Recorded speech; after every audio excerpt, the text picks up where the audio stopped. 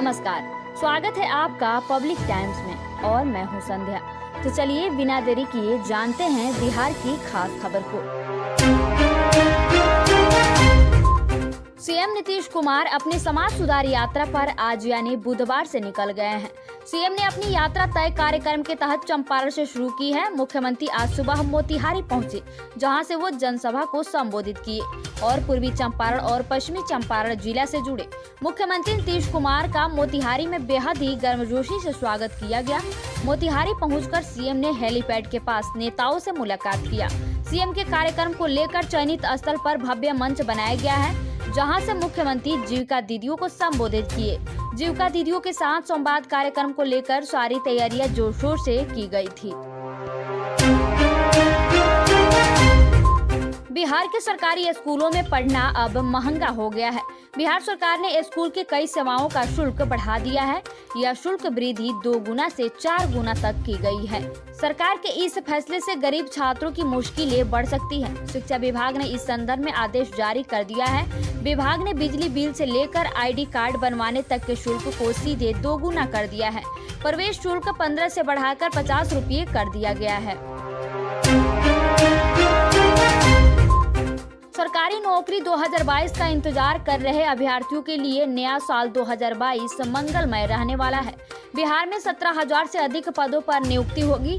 इनमें से कई पद ऐसे हैं जिनकी परीक्षा व काउंसलिंग तो हो चुकी है, लेकिन अंतिम रिजल्ट अभी नहीं निकला है।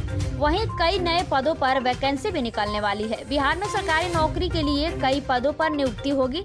बिहार लोक सेवा आयोग BPSC, बिहार कर्मचारी चयन आयोग BSSC और बिहार तकनीकी सेवा आयोग BTSC के द्वारा 17,000 से अधिक पदों को भरा जाएगा। इनमें करीब 7,300 पद ऐसे हैं जिनका केवल अंतिम रिजल्ट आना बाकी है। वहीं करीब 5,100 पदों पर विज्ञापन भी निकल चुका है। इसके लिए अभी परीक्षा या काउंसलिंग का आयोजन नहीं हुआ है, तो नए साल में होना है। वहीं करीब 5,000 पदों के लिए अभी विज्ञापन का इंतजार किया जा रहा है। बिहार के स्कूलों में नर्सरी से ही बच्चों को आयुर्वेद और योग पढ़ाने की तैयारी चल रही है। नेशनल इंस्टीट्यूट ऑफ आयुर्वेद के विशेषज्ञों ने पाठ्यक्रम का ड्राफ्ट भी तैयार कर लिया है। ड्राफ्ट को अभी केंद्र सरकार के स्कूली शिक्षा एवं शिक्षाचार विभाग को भेजा गया है। उम्मीद है कि जल्द ही वहां से मंजूरी मिल जाएगी और पाठ्यक्रम में शामिल हो जाएगा।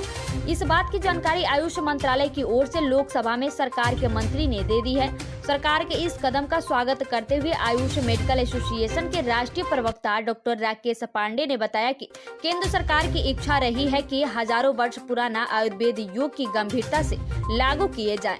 इधर इंडियन मेडिकल एसोसिएशन के राष्ट्रीय अध्यक्ष इलेक्ट डॉक्टर सहजानंद प्रसाद सिंह ने मीडिया से बात करते हुए कहा कि बच्चों को शुरू से ही योग की पढ़ाई या अभ्यास कराया जाए तो उन्हें कई बीमारियों से बचाया जा सकता है।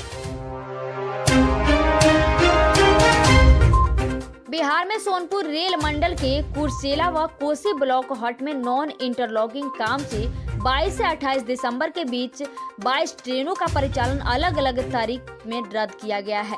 इसके अलावा कई ट्रेनों का मार्ग बदला गया है। कटिहार से पटना और पटना से कटिहार 26 दिसंबर को रद्द रहेगी। वहीं बिलासपुर मंडल में नॉन इंटरलॉकिंग कार्य के कारण पटना बिलासपुर ट्रेन 26 दिसंबर व बिलासपुर से पटना ट्रेन 24 दिसंबर को रद्द रहेगी। कुमरे के मुख्य जनसंपर्क पदाधिकारी राकेश कुमार ने जानकारी दी। राजधानी पटना से सटे फतुहा दनियावा रोड के धुआ पुल के पास पिकअप वैन को ओवरटेक पर चालक पिता और उसके पुत्र को अपराधियों ने गोली मार दी, जिससे घटनास्थल पर ही पिता की मौत हो गई, जबकि बेटा गंभीर रूप से जख्मी हो गया।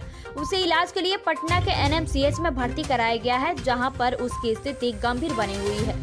घटना की सूचना मिलने के बाद पुलिस घटनास्थल पर पहुंच गई है और शव को पोस्टमार्टम के लिए भेजा है। मृतक की पहचान खुसरूपुर थाना क्षेत्र के खिरोदपुर निवासी 40 वर्षीय उदय कुमार के रूप में की गई है। उसके बेटे का नाम गौतम कुमार है, जिसकी उम्र 15 वर्ष के आसपास बताई जा रही है। पिता पुत्र मंगलवार की रात को फतुहा के दोष मोहम्मदपुर इलाका स्थित प्लांट से थर्मोकोल की थाली और कटोरी लेकर सासाराम जा रहे थे। पारा में हर दिन उतार चढ़ाव हो रहा है। ठंड भी सितम ढा रहा है। पौष माह आते ही सर्द हवाओं से हर कोई परेशान है। संपन्न लोग तो रजाई कंबल में हैं, लेकिन उन्हें देखने वाला कोई नहीं, जिनका कहीं कोई ठिकाना और आसरा नहीं है। हम बता रहे हैं कि निर्धन रिक्शा, ठेला चालकों और फतुआ पथ पर गुजर बसर करने वालों का सर्द की रात में कोई बेसहारा बिना छत के नहीं रहे, इस उद्देश्य से रैन बसेरा बनाया गया। पर यहाँ व्यवस्था करना नगर निगम भूल गई है। मंगलवार की रात करीब 9:30 बजे मछली तालाब के पास बने रैन बसेरा में गए। एक कमरे में ताला लटका हुआ है, दूसरा बड़ा हॉल खुला है। यहाँ एक भी लोग अभी तक नहीं पहुँचे हैं। देखरेख करने वाला रोहित पर नजर पड़ी। हाल के एक कोने में रखे चरपाई पर नजर पड़ी। सभी चरपाई टूटे हैं। ऐसे में यहाँ आने वाले को फर्श पर ही एक पतला गद्दा दिया जाता है।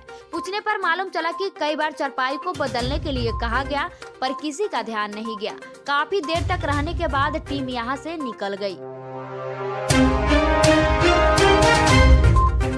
बिहार के सरकारी स्कूलों के बारे में तरह तरह की बातें कही जा रही है।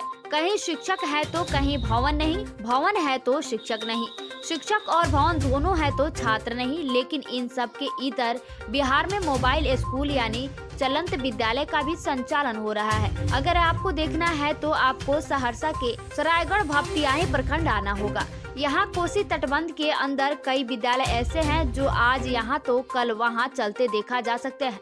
कहीं सैकड़ों नौनिहालों को शिक्षा ग्रहण करने के लिए भवन नहीं तो ऐसे बच्चों का भविष्य झोपड़ियों में गड़ा जा रहा है। दर्जनों ऐसे विद्यालय हैं जहां पढ़ने वाले बच्चे बरसात, धूप और जाड़े में सुरक्षित जगह खोजने को मजबूर होते हैं। किऊल जमालपुर रेलखंड पर बुधवार की सुबह आनंद विहार भागलपुर विक्रमशिला एक्सप्रेस ट्रेन दुर्घटनाग्रस्त होने से बच गई। इस रेलखंड पर अवैध तैटाबंद रेलवे क्रॉसिंग पर फंसी एक बोलेरो से ट्रेन की टक्कर हो गई। इस टक्कर में बोलेरो के परखचे उड़ गए, लेकिन ट्रेन बेपटरी होने से बच गई। हादसे के बाद से बोलेरो सवार फरार हो निकले। लखीसराय मुंगेर NH 80 से सूर्यगढ़ और चनन प्रखंड के कई गाँवों को जोड़ने के लिए धनौरी और उरैन स्टेशन के बीच दैता बांध के पास एक रेलवे क्रॉसिंग है। रेलवे ने इसे अवैध माना है। इससे होकर रोज सैकड़ों वाहन गुजरते हैं। बुधवार की सुबह भी एक बोलेरो यहां से गुजर रही थी। ये बोलेरो क्रॉसिंग पर फंस गई। उस पर सवार लोग उतरकर चलते बने। चालक बोलेरो को निकालने का प्रयास कर ही रहा था कि तभी डाउन लाइन से विक्रमशिला आ गई।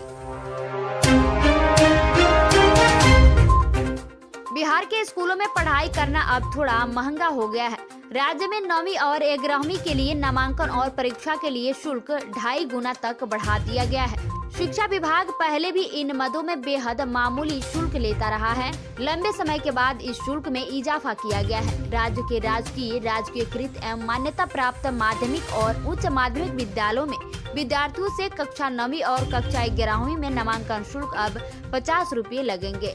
इससे पहले विद्यार्थी से 9वीं कक्षा में प्रवेश लेने पर 20 रुपये तथा 11वीं में नामांकन लेने पर 15 रुपये लिए जाते थे।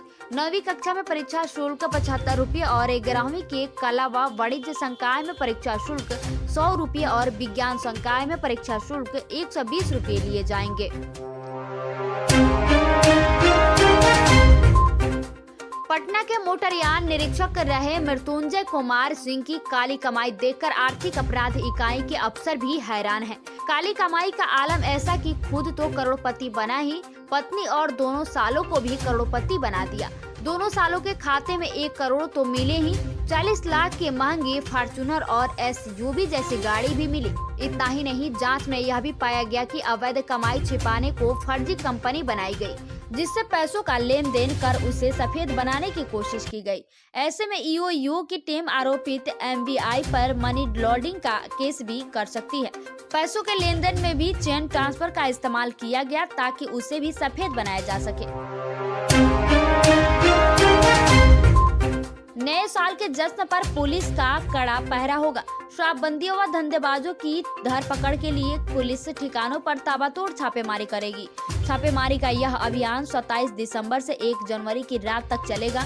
इसके तहत hotel, club, guest house, lodge व अपार्टमेंट और पार्कों सहित अन्य जगहों पर पुलिस सघन तलाशी करेगी। चौक चौराहों पर भी रोको टोको अभियान चलाकर पुलिस वाहनों व उसमें सवार लोगों की जाँच करेगी। ब्रेथ एनालाइजर के साथ पियकड़ों की जाँच होगी।